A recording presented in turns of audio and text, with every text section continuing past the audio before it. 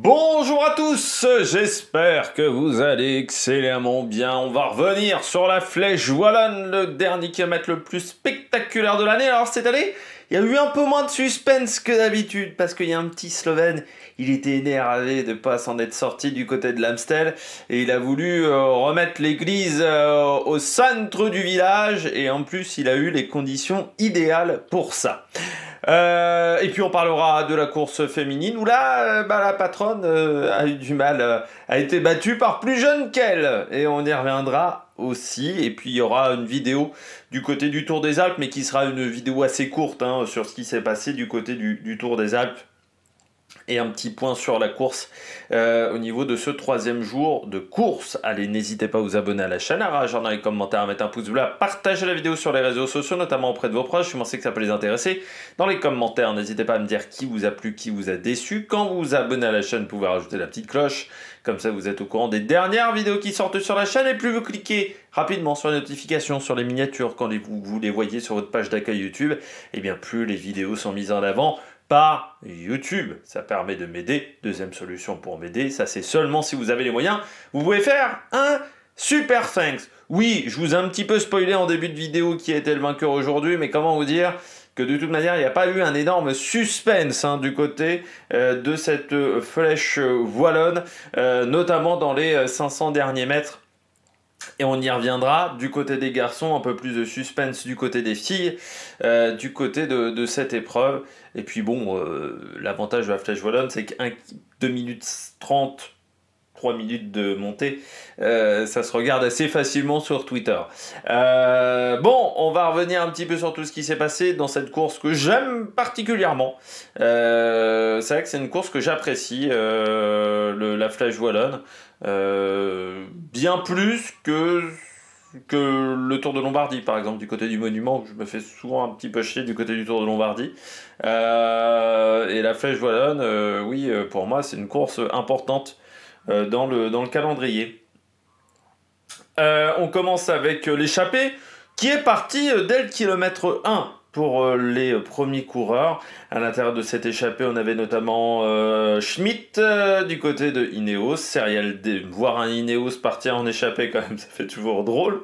Ça montre qu'on change quand même la manière de courir. On avait Serial des Alpes du côté de la Wagner-Bazin, Simon Guglielmi du côté d'Arkea, Tom Paco et De Weert, le coureur de l'équipe Flanders baloise. Écart max pour ce petit groupe de 5 coureurs qui sera aux alentours de 2 minutes 30 après seulement 15 km de course. Et ça sera l'écart max de l'échappée. Même si on retrouvera des éléments en plus, notamment avec une attaque de Tobias Foss et ensuite de Stannard, à ce moment-là, il faut déjà dire que l'échappée n'a plus qu'une 20, une 30 d'avance sur le peloton. Donc c'est pour ça qu'ils décident de partir en échappée. Ils partent au kilomètre 141, ils reviennent sur les coureurs de tête au kilomètre à 137 km de l'arrivée. À 120 km de l'arrivée, nous n'avons déjà qu'une minute 23 d'avance pour les échappés.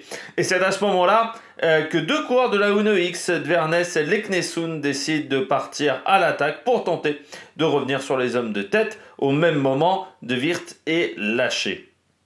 Regroupement à 99 km de l'arrivée, donc ça a pris quand même une vingtaine de kilomètres pour Leknesund et Dvernes qui vont revenir. À ce moment-là, le groupe de tête a une 45 d'avance et puis l'écart rediminuera au fur et à mesure des kilomètres. On a la chute de Jonas Kor, 77 km de l'arrivée, donc juste avant le premier passage dans le mur de Huy, l'avance est seulement d'une 0,7 pour cette échappée, donc il n'y a vraiment pas d'écart.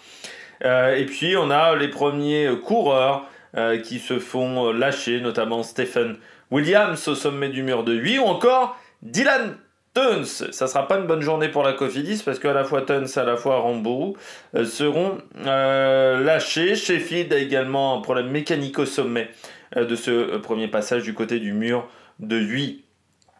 L'écart va se stabiliser autour de la minute 10 et autour de la minute et on perd des coureurs dans l'échappée, notamment Simon Guglielmi qui est lâché au même moment. C'est Dylan Tuns qui lâche irrémédiablement le peloton à 55 km de l'arrivée. L'avance est seulement de 45 secondes.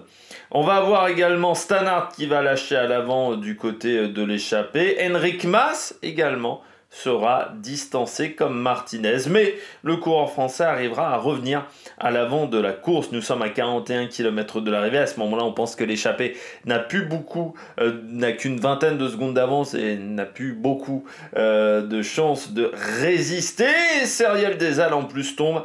Au même endroit tombera également Skiel Moseux qui sera obligé d'abandonner. Deuxième abandon en 2 ans pour le coureur danois qui venait de remporter l'Amstel. Et puis McNulty et Van Wilder tombent avec Tige Benoît du côté de la Visma Leasebach.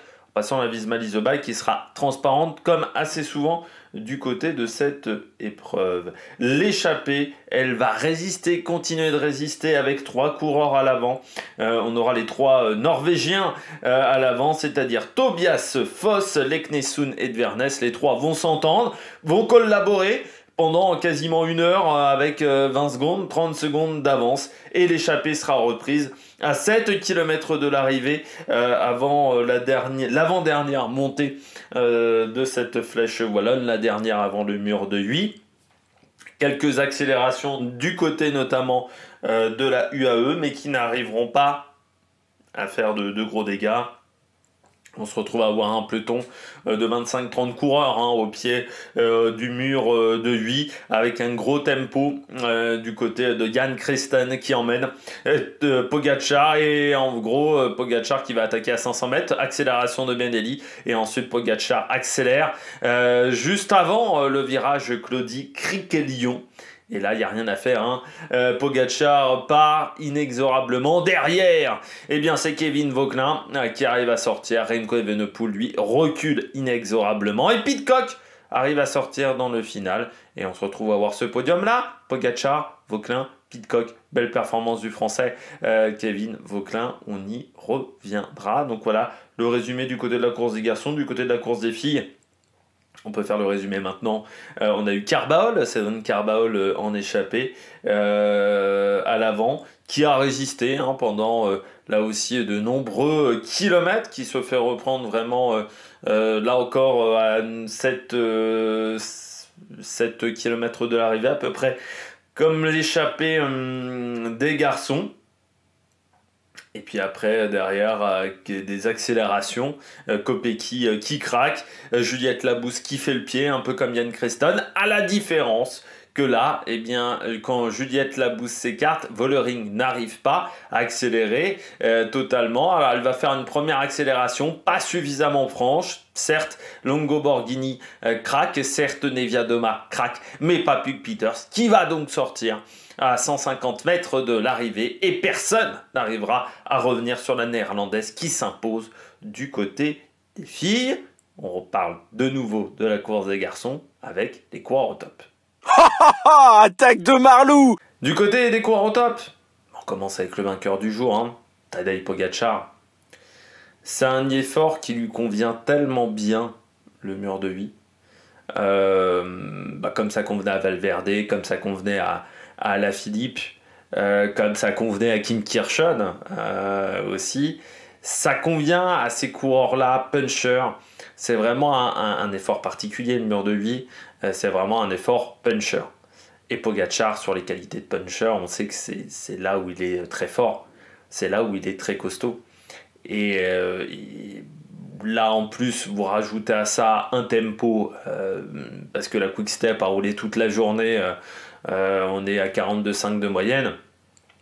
En plus, la Quick Step a roulé, ce qui fait que la UAE, à part pour placer dans les sections un petit peu techniques, Pogačar n'a pas eu à rouler. Pogačar était plutôt caché dans le peloton. Et puis, des conditions fraîches, humides.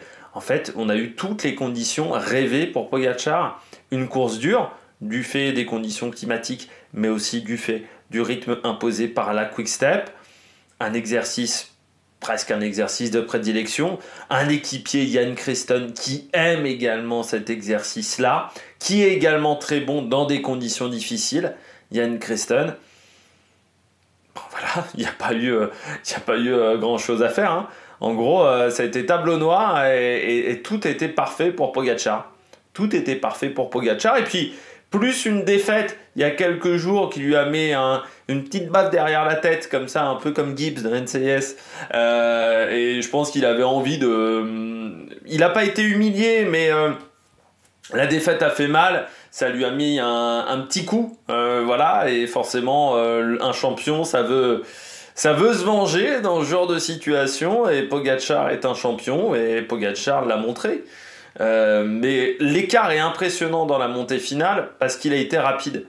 Aujourd'hui, il fait 2,55. Pogačar, c'est pas la montée la plus rapide de l'histoire, hein. La montée la plus rapide, ça reste Julien Alaphilippe, sauf que quand Julien Alaphilippe le fait, c'est des conditions qui sont parfaites.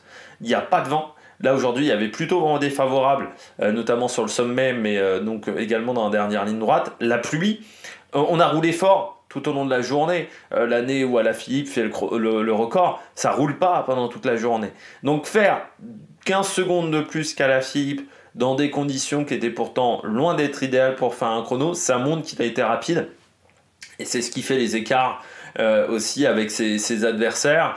Et surtout, il tombe aussi à une époque où, pour moi, c'est pas un effort qui convient à Evenepoel. Vauquelin est encore un petit peu tendre, et puis il n'a pas forcément une grande équipe autour de lui pour le protéger, donc il est obligé de manger du vent. Et puis, en gros, Martinez c'est encore un petit peu jeune aussi pour ce type d'effort. Romain Grégoire, pour moi, c'est un peu trop pentu pour Romain Grégoire sur cet exercice-là. Si tu regardes Pidcock, là aussi, je pense que il est fort, Pidcock, hein, mais il manque un peu de puissance dans ce registre-là. Et en gros, tu regardes tous les coureurs autres, je me dis à chaque fois, il y a un petit défaut. Et Pogačar, lui, il n'a pas de défaut pour ce parcours-là. C'est-à-dire qu'il a les qualités idéales. Et surtout, c'est vraiment son registre de prédilection. C'est un type d'effort où il est extrêmement costaud. Aussi, sur les efforts courts comme ça, 2 minutes, 2 minutes 30, il n'y a que Van Der Poel qui peut rivaliser. Et pas sur des pentes aussi importantes. Thibau Nys est encore un peu jeune. Et puis en plus, Thibau Nys a dû se débrouiller seul. Il a vraiment été... lui, il n'a pas aimé le froid, Thibau Nys. Parce qu'il a vraiment souffert du froid. Donc il manque un adversaire qui soit pour le moment du même calibre que lui sur ce type de parcours. Mais comme Valverde à une époque, qui avait juste pas d'adversaire. Sur le mur de 8, il pouvait faire ce qu'il voulait. En gros, il n'y avait pas d'adversaire à son niveau. Là, je pense que Pogačar, aujourd'hui, il n'y avait pas d'adversaire qui était en capacité d'aller le chercher. Et Evenepoel, c'est pas un effort qui lui convient. Le mur de 8, on y reviendra quand on parlera des Remco Evenepoel. Mais du côté de Pogačar, oui, il a été très solide. Et puis encore une fois, je pense qu'il avait envie de montrer à tout le monde que c'était du bon Pogačar, qu'il n'est pas en fin de cycle, qu'il a encore de l'énergie. Voilà, il avait envie de rappeler à tout le monde qu'il était le patron. Et en plus, encore une fois, les circonstances de course ont fait que ça a été idéal pour lui. C'est pour ça qu'il arrive à partir aux 500 mètres, parce que c'était idéal pour lui. Et il n'a pas attendu, je pense qu'il a fait l'effort au bon moment.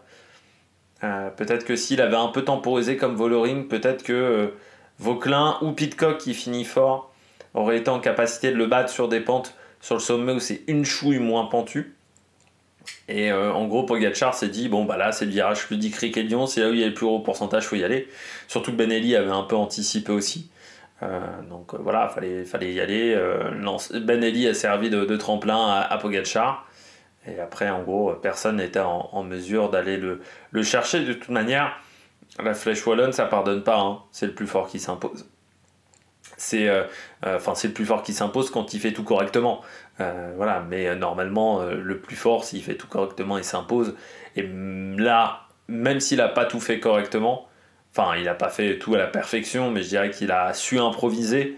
Pogačar, encore une fois, le rythme important pendant toute la course, la pluie, parce qu'il a plu énormément par rapport à ce que je vous avais dit hier lors de la présentation. Normalement, ça devait être une petite pluie. C'était pas du tout une petite pluie. Et ça a rendu la course exigeante. Et on sait que Pogačar, il adore ces conditions-là en plus, contrairement à certains qui souffrent dans ces conditions-là fraîches. Lui, Pogačar, il souffre pas. C'est ce qui a fait la différence. Un autre coureur qui aime bien ces conditions-là au final, parce qu'il avait déjà été performant l'an dernier, Kevin Vauquelin. Ouais, autant l'an dernier, je pense qu'il y a toujours eu le regret du côté de Kevin Vauquelin. Alors, même si Stephen Williams était fort, mais dans sa tête, la vitesse qui passe pas, je pense que ça avait été un regret. Il était parti tard, il était parti un peu tard, il l'avait dit Vauquelin, et surtout cette vitesse. Il avait dû partir plus tard parce qu'il n'avait pas réussi à mettre cette dent. Donc ça avait été... ça avait été un peu de frustration pour Vauquelin. Autant là, il n'y a pas de frustration. Il fait tout comme il fallait le faire. Hein. Vauquelin, il part au bon moment. Même peut-être un chouille trop tôt. Parce qu'on voit que sur les 50 derniers mètres, Pidcock revient fort. En passant Pidcock sur la flèche sur Liège-Bastogne-Liège, il faudra s'en méfier. Hein. Parce que ce qu'il a montré aujourd'hui, il est peut-être pas autant surveillé que Remco Evenepoel que Pogačar. Il faudra s'en méfier de Thomas Pidcock du côté de Liège-Bastogne-Liège. Mais on revient du côté de Vauquelin. Et il avait eu des regrets, je pense, en dernier. Autant là, il n'y a pas de regrets à avoir. Il n'y avait juste pas de possibilité de faire mieux. Voilà, à l'arrivée, tu le vois, Pogačar, voilà, je ne dirais pas qu'il arrive frais parce que tu sens que voilà, il est fatigué, mais tu sens qu'il a géré la fin de montée alors que les autres ont subi la vitesse, le rythme qu'il a imposé, et c'était lui qui était le maître des horloges, comme je dis souvent. Et Vauquelin, il fait le maximum. Aujourd'hui, en gros, c'était le meilleur des autres. Hein. Il n'y avait pas grand-chose d'autre à faire. Par contre, il prend acte pour l'avenir. Parce que Vauquelin, si tu regardes le vent qu'il mange, il est tout le temps seul, Vauquelin. À plusieurs reprises, on le voit à l'avant du peloton. Il est bien placé, il s'est très bien placé, mais il est seul. Il lui a manqué une équipe. Ça, très clairement. Alors, il y a 10 secondes à l'arrivée, mais en gros, il y avait plutôt 15-20 secondes. Mais si tu regardes, en réalité, il y a 10 secondes, c'est le vent qui mange pendant toute la journée. Il y a 10 secondes, c'est ça. C'est ce qui fait qu'il ne peut pas aller pousser Pogačar dans ses derniers retranchements. Après, Pogačar, encore une fois, aurait gagné. Mais le vent qu'il mange pendant toute la journée, ça lui coûte cher. Mais je pense que ça fait du bien à Emmanuel Hubert, qui a dit dans l'équipe, je ne sais plus si c'était aujourd'hui ou hier, il a dit, en gros, les sponsors ne repartent pas, il lui manque 25 millions d'euros pour l'an prochain. Donc ça va faire du bien à l'équipe d'Emmanuel Hubert, en gros, pour essayer d'attirer des sponsors potentiels. Et puis Emmanuel Hubert, il a dit, ces coureurs, s'ils ont des opportunités, ils peuvent y aller. En gros, la probabilité de repartir l'an prochain est assez faible, donc il veut pas et de repartir l'an prochain avec un bon niveau d'équipe est assez faible. Et en gros aussi, Vauquelin a des opportunités, et autant vous dire qu'il aura des opportunités avec 2 deuxièmes places sur la Flèche Wallonne plus une victoire sur le Tour de France dans une étape punchy. Il aura des opportunités. Il y a des équipes qui vont être intéressées par son profil, notamment des équipes françaises. On nous disait que la Groupama FDJ était sur le coup. Mais tu peux te dire quand même que sur ce registre-là, Ineos pourrait être intéressé. Parce qu'on l'a bien vu aujourd'hui, mais ils n'avaient pas la carte pour être performants sur cette course. Et ça ferait un bon remplaçant à Kwiatkowski. En gros, Vauquelin. Et on espère une carrière d'un même niveau. Mais d'autres formations pourraient être intéressées par Kevin Vauquelin et par le registre d'un Kevin Vauquelin. Donc c'est sûr que ça va se discuter, et je pense que son agent est déjà sur le coup. Et bon, je pense qu'il repartira dans une autre équipe. Est-ce que ça sera la Groupama? Est-ce que ça sera d'autres formations? Ça, c'est la grande interrogation du côté de Kevin Vauquelin, mais très fort encore aujourd'hui. Par contre, c'est très fort et très bien ce qu'il a fait. Par contre, si Vauquelin y allait chez Groupama FDJ, ça serait quand même un aveu d'échec pour Romain Grégoire pour ces classiques-là, en disant on a recruté un mec qui est au même poste que toi sur ces courses-là, hein, sur ce profil-là de course. Ça veut dire qu'en gros, on ne croit pas à tes capacités de bien performer sur ces courses-là et on ne considère pas que tu sois Enfin, on considère qu'il peut y avoir meilleur que toi et surtout que tu ne remplis pas les objectifs de l'équipe. Et ça fait un peu mal au moral. Voilà, du côté d'un Romain Grégoire. Donc on verra quel sera le choix de Kevin Vauquelin. On sait que c'est un coureur qui peut être performant sur ce type de parcours. Et du côté de la Groupama FDJ, là, on était nombreux dans le final, notamment avec du très bon Guillaume Martin Guyonnet. Je termine avec Lenny Martinez. Pour un mec qui n'aime pas le froid, qui n'a pas le gabarit pour tenir le froid, aujourd'hui il s'est battu. Hein. Autant sur Paris-Nice, bon, c'était Roman Kreuziger, mais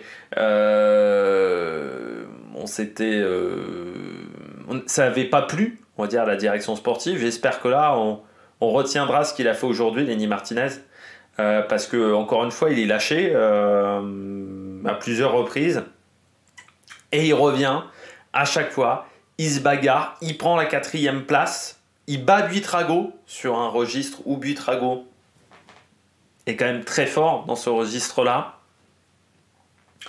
Voilà, j'espère que ça va marquer les esprits du côté de la Bahrain Victorious, parce que ce qu'a fait Lenny Martinez aujourd'hui et la manière dont il l'a fait dans des conditions encore une fois qui n'aident pas les petits gabarits, avec du vent aussi, où on sait que le placement dans le vent, c'est pas sa spécialité totalement à Lenny Martinez.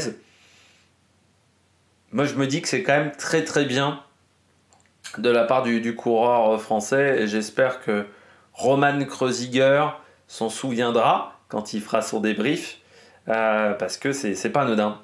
C'est pas anodin de la part de Lenny Martinez. Tiens, en passant, parce que ça me fait toujours marrer, là où j'ai encore regardé la course sur France Télévisions, vous savez, c'est mon grand rituel sur les grosses épreuves de regarder sur France Télévisions. Aujourd'hui, on avait l'impression d'être au cabinet de Dr Pasteur. Enfin, c'était plutôt Pasteur qui, je pense, était malade. Ça a été un combat de raclement de gorge et de tout sautement. Avec Nicolas G, Alexandre Pasteur, Laurent Jalabert. Si demain Marion Rousse n'est pas malade, c'est un miracle. Du côté de Marion Rousse, ils étaient tous avec la crève. Hein. C'est très agréable à entendre des raclements de gorge et des tout-sautements dans les micros. Voilà, je pense que certains qui réécoutent pas ce qu'ils font de temps en temps, ou surtout qui n'ont pas conscience de ce qu'ils font, parce que là, c'est un petit peu désagréable quand même à la longue. Et je peux vous dire que je n'étais pas tout seul. Il y avait mon père qui regardait un petit peu, puisque comme il flottait dehors, il ne pouvait pas faire de jardin, parce qu'il n'est pas fan de sport. Hein. Et ça le dérangeait également énormément. Donc, je ne suis pas le seul. Au bout d'un moment, bon, encore une fois, des bruits de bouche, des trucs comme ça de temps en temps. Mais pas pendant toutes les 10 secondes, quoi. Là, il y a même un moment où j'ai eu l'impression qu'il y en a un qui cherchait un mouchoir et qui se mouchait. Tu sais, c'était un peu, tu pouvais faire une histoire parallèle avec la course, d'essayer de savoir ce qui se passait dans la cabine commentateur. Et vous avez vu la séquence avec Thibaut Nice, donc Thibaut Nice qui était perclus 3, qui essayait de récupérer des bidons à sa voiture. Il était perclus 3, hein, Thibaut Nice, il était complètement gelé. Et donc on a parlé de Kim Anderson, qui était dans la voiture de directeur sportif de Adi Doltrek. Enfin, on a parlé de Kim Anderson, c'est-à-dire qu'on a dit Kim Anderson, vainqueur de la Flèche Wallonne, en 84. On a un peu oublié les fois où s'est fait suspendre pour dopage du côté de Kim Anderson. Non, parce que on aimait bien la rappeler pour Björn Ries. Là, vraiment, pas un mot sur le dopage avec Kim Anderson.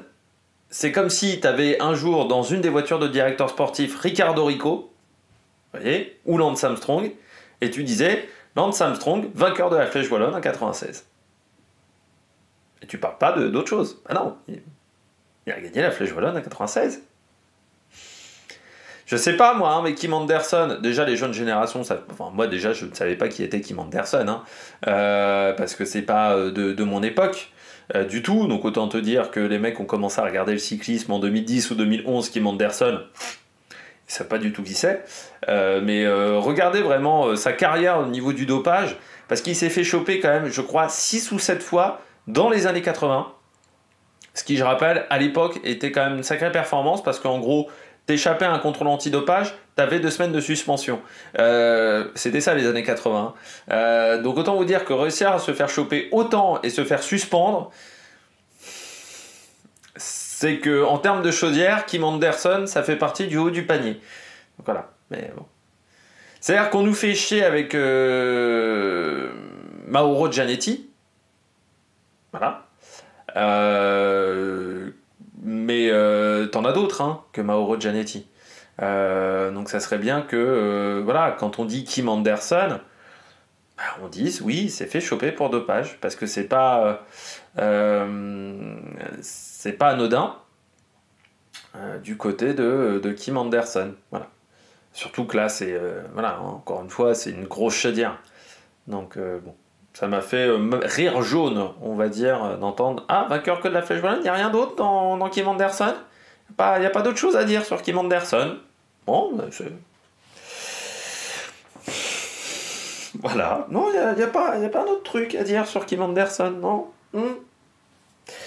Mais bon, allez, on regarde tout de suite les bonnets d'âne. En passant, c'est bien, c'est que la partie sur Kim Anderson, ça fait une belle transition avec les bonnets d'âne du côté de France Télévisions. Là, il y a quand même un gros raté. On commence avec le premier bonnet d'âne du jour, c'est Remco Evenepoel. Ouais, c'est quand même fou parce que Remco Evenepoel, pour moi, la seule solution qui gagne la Flèche Wallonne, c'est qu'il parte pas dans le mur de 8.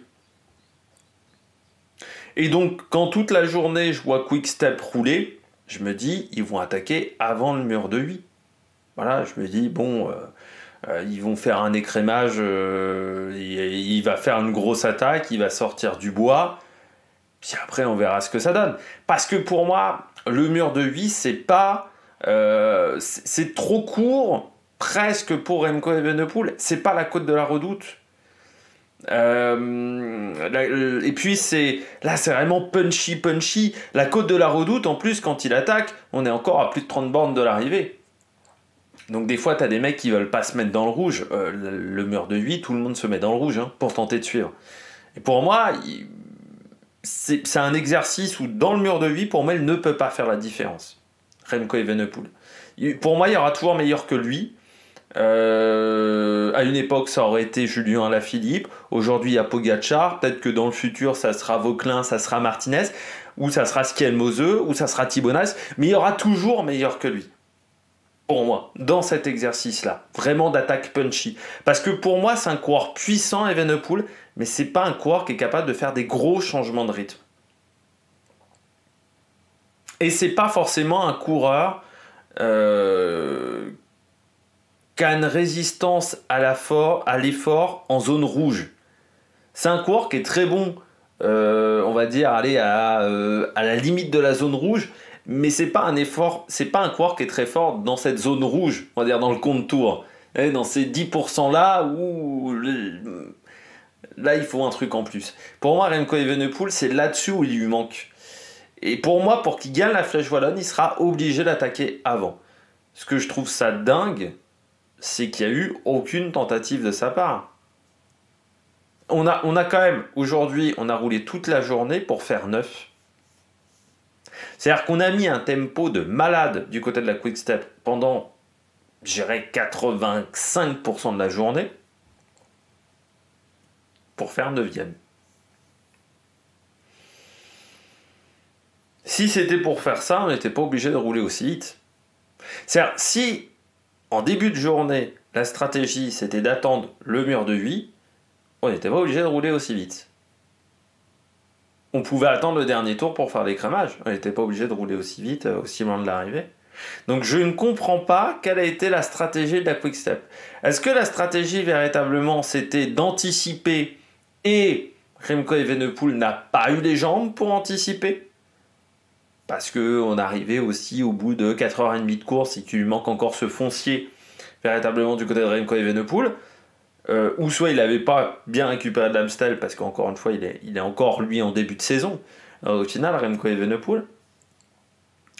Est-ce que on avait cette stratégie-là depuis le début, mais alors c'était une stratégie débile du côté de la Quick-Stop. Je ne comprends pas ce qu'on a voulu faire du côté de Remco Evenepoel aujourd'hui, du côté de cette course, et où on voulait aller. Et donc je pense qu'on s'est un petit peu planté, voilà, du côté de l'équipe belge. Bon, c'est comme ça, mais c'est sûr que il faudra y réfléchir pour plus tard. Parce que là, je pense qu'on aurait pu faire beaucoup mieux du côté de Remco Evenepoel. Mais il faudra attaquer de plus loin. Et je pense qu'il faut que ça lui serve de leçon, cette édition-là de la Flèche Wallonne. C'est que tu vois que même en durcissant la course, même en faisant un tempo de dingue pendant toute la journée, hein, globalement, ils ont fait un gros tempo. En gros, s'il attend le mur de vie, il ne gagnera jamais. Donc, il faut qu'il tente une autre approche, une autre stratégie, gagner différemment. Parce que pour moi, il n'a pas le profil pour gagner au sommet du mur de vie s'il attend le mur de vie. Donc il faut qu'il trouve une autre manière de gagner du côté de la Flèche Wallonne, ou soit il faut qu'il se dise dans sa tête qu'il ne gagnera pas cette épreuve, ou il faut être largement au-dessus du lot. C'est-à-dire que s'il veut gagner dans le mur de vie, il faut qu'il soit largement au-dessus du lot, est largement au-dessus de la concurrence. C'est-à-dire qu'il est une jambe au-dessus de la concurrence. Je pense notamment à Philippe Gilbert. Quand Philippe Gilbert a gagné la Flèche Wallonne, cette année-là, Philippe Gilbert est intouchable. Et c'est sur cette victoire-là que l'on voit qu'il est intouchable. Parce que la Flèche Wallonne et le mur de Huy, c'était pas un exercice où Philippe Gilbert excellait. Pour tout vous dire, sur l'Amstel, il a gagné à plusieurs reprises. Liège, des fois ça s'est pas combiné comme il le souhaitait, et puis c'était encore le Liège avec l'arrivée à Anse. Le Liège arrivé comme aujourd'hui, je pense aurait été plus favorable pour Philippe Gilbert, qui avait tendance à partir de loin, sauf que la course était vraiment cadenassée à l'époque avec la montée vers Anse. Et du côté de Philippe Gilbert, il gagne. L'année où il gagne, c'est qu'il est vraiment une jambe au-dessus de tout le monde. Donc même sur un effort qui ne lui convient pas, comme il est une jambe au-dessus de tout le monde, en gros, il gagne. Mais ça sera la seule solution. Et ça, la possibilité que ça arrive, déjà ça peut t'arriver une fois dans ta carrière, pas 4 ou 5 fois, en gros.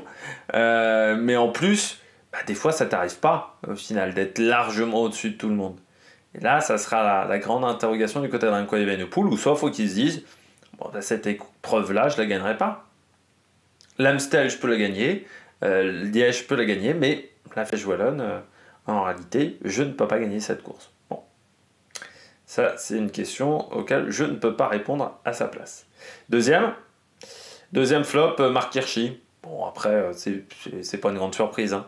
C'est pas une grande surprise, en gros, que les Tudors soient absents.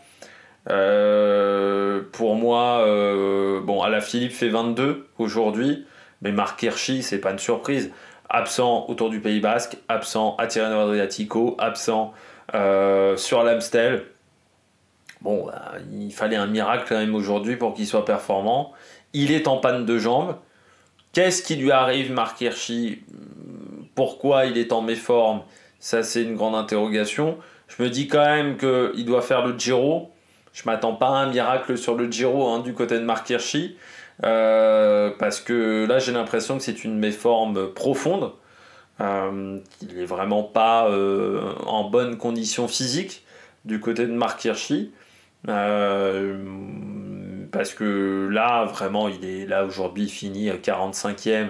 Enfin, il finit même pas dans le premier groupe. En gros, il est distancé vraiment très très loin. Je sais même pas s'il est dans le classement que je vous mets dans la description parce que je vous mets que les 45 premiers. Quand je mets à la fois le classement des garçons et le classement des filles. Et là, Marc Hirschi, il n'était pas dedans aujourd'hui, le coureur suisse. Donc, beaucoup trop loin. Et là, il n'y avait pas grand-chose à faire du côté du coureur suisse pour aller chercher un résultat sur cette course. Donc oui, absent et il ne faudra pas s'attendre à des miracles. Pardon, j'ai eu un rototo. Il ne faudra pas s'attendre à un miracle dans les semaines à venir du côté du coureur suisse. Pour l'instant, il n'est pas du tout dedans. Voilà, il est complètement absent. Troisième, c'est un peu pareil. Van Gils. Van Gils, c'est un peu une arlésienne depuis le début de saison. Mais alors, ça a mal commencé, il faut le dire. Ça a mal commencé sur l'étoile de Bessèges. Il se fait une clavicule dans la fameuse chute. Enfin, il se blesse dans la fameuse chute, parce que sinon c'est la clavicule la plus courte de l'histoire. Mais il se blesse lors de la fameuse première chute due à la voiture qui recule et qui... on n'a pas eu de nouvelles informations, même en passant sur l'étoile de Bessèges, sur où en était l'enquête de l'UCI. Mais bon, déjà ça commence mal. La première course de l'année, bim, tu te retrouves dans ta nouvelle équipe, tu te retrouves comme ça. Ensuite, il tombe malade. Donc, grosse grippe. Deuxième contre-coup. Et ça devient une saison galère avec il voit pas le bout du tunnel et surtout il manque de jours de course, je pense, par rapport à ce qui a été prévu au programme. En gros, à part sa victoire sur le Tour d'Andalousie face à une opposition qui était intéressante ce jour-là, lors de la première étape, mais même sur le Tour d'Andalousie, il gagne la première étape, ensuite il disparaît quand même au fur et à mesure des étapes, sur un parcours qui pourtant lui convenait extrêmement bien, et il ne gagne pas le général, ce qui reste aussi pour moi une déception du côté de Maxime Van Gils. L'année est compliquée, et c'est vrai qu'on commence à se poser des interrogations du côté de Van Gils. Je ne veux pas l'enterrer. Je veux pas l'enterrer pour sa première saison. Je me dis qu'on a vu parfois des coureurs qui avaient du mal à changer de formation, à passer d'une équipe à une autre, parce qu'il faut s'adapter au changement de matériel, parce qu'il faut s'adapter à plein de paramètres, et parfois c'est un petit peu compliqué, à un nouvel entourage et tout ça, des nouvelles méthodes de travail. Mais ça serait bien quand même d'avoir quelques résultats à se mettre sous la dent. Parce que sinon, ça veut dire que l'an prochain, début d'année prochaine, il repart avec une pression assez dingue sur les épaules et avec une obligation de résultat pour se mettre en confiance. Et ça, c'est jamais bon pour un coureur. On le voit avec Jan Uijtdebroek, pour le moment. Il était Jan Uijtdebroek sur les courses, parce qu'on n'a pas fait le débrief au final des courses en Franche-Comté. Ça n'a pas été fameux. Il n'a pas été exceptionnel sur ces courses-là. Et Van Gils, oui, il y a cette ombre-là, parce que, encore une fois, on va le comparer à Jan Uijtdebroek parce qu'il est belge, parce qu'ils ont tous les deux cassé leur contrat. Alors lui, il a décidé d'aller chez Red Bull, mais voilà, ils ont été dans des équipes qui offraient des contrats plus onéreux, en gros. Mais ils ont cassé leur contrat. Et pour le moment, ça se passe pas bien. Ce qui va faire réfléchir aussi certaines formations qui ont fait la même chose. Chez les garçons qui ont eu les mêmes idées d'aller chercher des coureurs et de faire casser des contrats. C'est pas toujours simple. Je pense notamment à Hirschi. La première année de Hirschi chez UAE, elle n'est pas bonne du tout, pour ceux qui s'en rappellent. Alors, il a des problèmes de hanche, il reprend assez tard, il n'arrive pas à être performant, il fait une saison assez cataclysmique par rapport à l'année 2020. En 2021, c'est pas bon, Hirschi. Et Van Gils, j'espère que ça fera comme Hirschi, c'est-à-dire que ça fera qu'une année de pas top et qu'ensuite il arrivera à repartir, mais bon, ça reste une grande interrogation. Quatrième coureur flop, Stephen Williams. Oui, pas dans le rythme. Aujourd'hui, là aussi, Stephen Williams a lâché très vite. Il a même abandonné, en sachant que chez Israël, ça a été la soupe à la grimace. Sauf Joseph Blackmore, qui fait quand même une campagne de classique. Blackmore, très très bonne. C'est vrai que c'est un vainqueur du Tour de l'Avenir. On a plus parlé du dauphin que du vainqueur cette année-là du Tour de l'Avenir, parce que Pablo Torres avait été impressionnant, mais il n'a pas gagné ce Tour de l'Avenir. C'était Blackmore qui s'était imposé, mais en gros, on a un peu presque dénigré sa victoire sur le Tour de l'Avenir. Enfin, on n'a pas eu le même intérêt pour sa victoire que la victoire de d'autres coureurs sur le Tour de l'Avenir. Là, il montre quand même sur cette campagne de classique que c'est un coureur qui sera très intéressant et très polyvalent surtout. Blackmore. Stephen Williams, bon, il a eu du mal sur cette semaine, enfin sur cette compétition. surprenant quand même son programme. Je sais pas si vous avez regardé, parce que j'ai été voir, parce que je me disais, putain, je l'ai pas vu depuis le Tour de Under. Je me disais, bon, j'ai quand même vu pas mal de jours de course dans l'année. Je me disais, depuis le Down Under, en fait, je ne l'ai pas vu, Stephen Williams. Il avait été bon sur le Tour de Under, mais depuis, pas grand-chose. Bah, c'est qu'en fait, il a repris qu'au Tour des Abruzzes. Il a fait Down Under, toutes les courses en Australie. 2 mois de pause, Tour des Abruzzes. C'est quand même une programmation de saison atypique. Et Tour des Abruzzes, Flèche Wallonne. Il manque de jours de course. Voilà, c'est une programmation de saison un peu bâtarde. Et tu pouvais pas être bon sur la Flèche Wallonne. Voilà, avec cette programmation-là de saison, t'as même pas 10 jours de course dans les pattes. En plus, avec encore une fois une pause comme ça de 2 mois. En gros, ce que t'as fait au Down Under, ça s'est annulé. Oui, il manque de jours de course, hein, très clairement. Et surtout de jours de course avant cette Flèche Wallonne, dans une période de 1 mois avant la Flèche Wallonne. Et là, ça n'a pas fait de miracle du côté de Stephen Williams. Ça n'a pas marché, c'est dommage pour lui qui défendait son titre cette année, et qui avait été impressionnant l'an dernier. Je me te dis en plus ce matin, quand j'ai vu qu'il y avait de la pluie, je me suis dit, Stephen Williams, il va peut-être réussir à faire la passe de 2, ou au moins à être sur le podium. Mais non, il aurait fallu que la journée se passe correctement. Et puis, dernier coureur, c'est Oscar Onley. Alors, ça n'a pas été la journée de la pique-nique post-Enel. Aujourd'hui, qui marque 4 points UCI grâce à Warren Barguil. Mais ça a été une journée compliquée. Oscar Onley n'a pas supporté les conditions climatiques. Meilleur coureur de l'équipe, donc Warren Barguil, 54e. C'est vrai qu'on se souvient que Warren Barguil, certaines années, avait été meilleur que ça sur la Flèche Wallonne.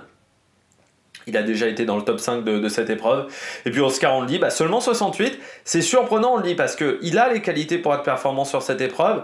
On l'a vu sur des arrivées punchy. C'est un coureur qui est très intéressant, Oscar Onley. Mais pour l'instant, ça ne veut pas sur cette épreuve. Et là, il est passé à côté, bien passé à côté. 68e. Donc il n'a jamais été dans le coup. Donc est-ce que c'était les conditions climatiques qui n'ont pas aidé Oscar Onley? C'est vrai que c'est pas forcément le plus gaillard des grimpeurs, le coureur britannique, mais là ça ne l'a pas fait. Pour le jeune britannique, seulement 68e de cette Flèche Wallonne, alors que le Tour du Pays Basque avait été plutôt intéressant avec une 9e place du côté du classement général de cette épreuve.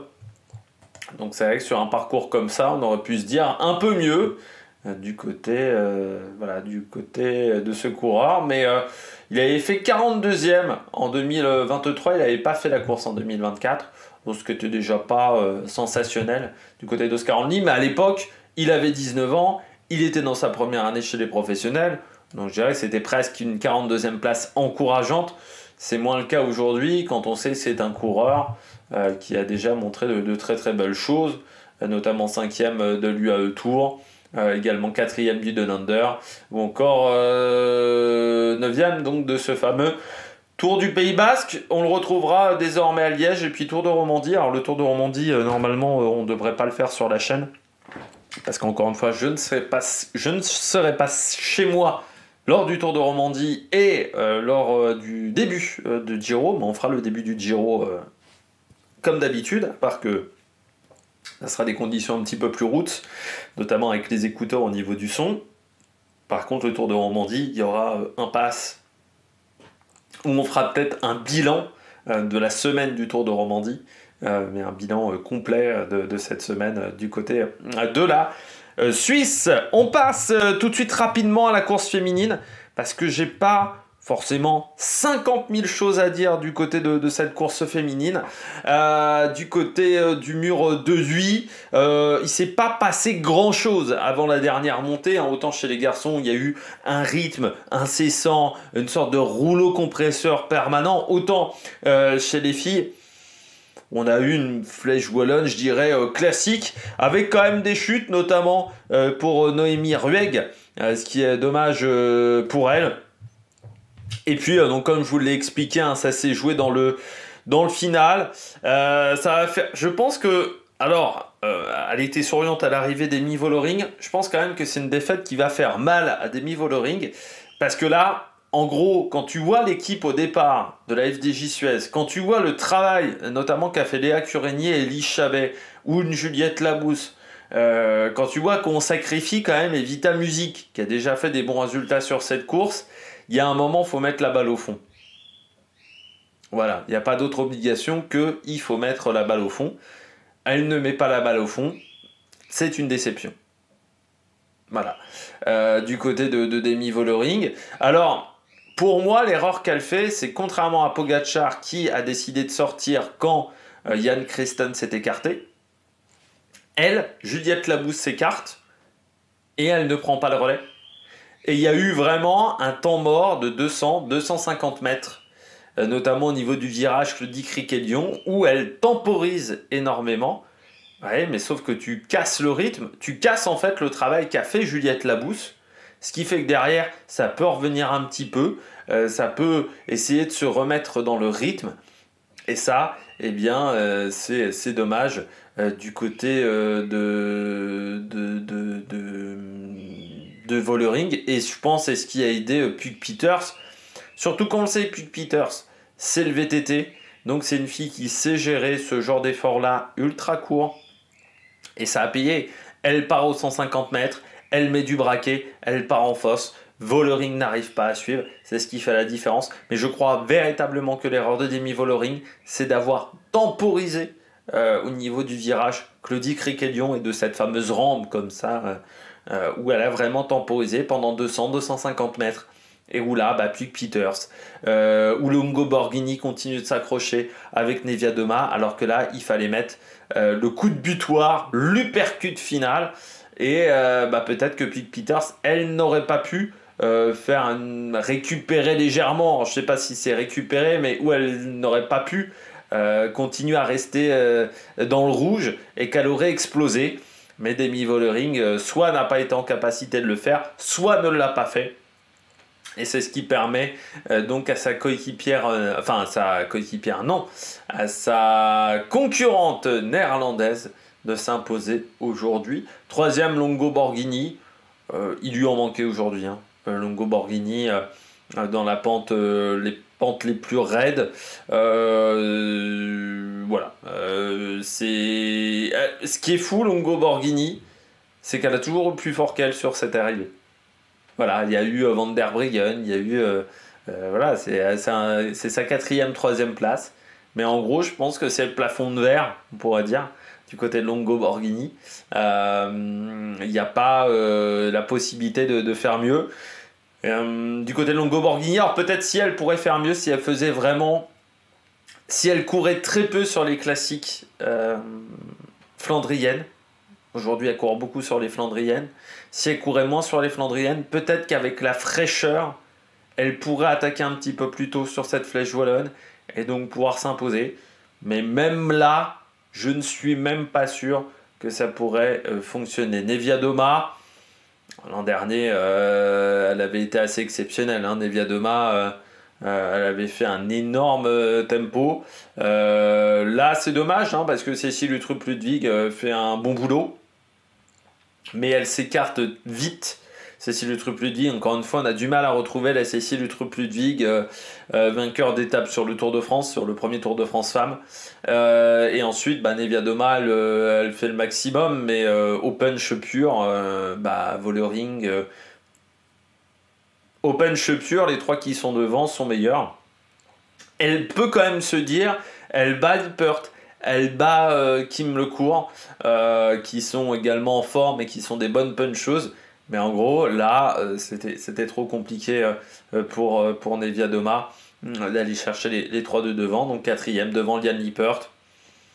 C'est dommage parce que je me disais cette année, Liane Lippert, elle peut vraiment rivaliser avec Vollering, avec Peter. J'y croyais cette année à Liane Lippert. Et le problème, c'est qu'elle est seule, un peu comme Vauquelin.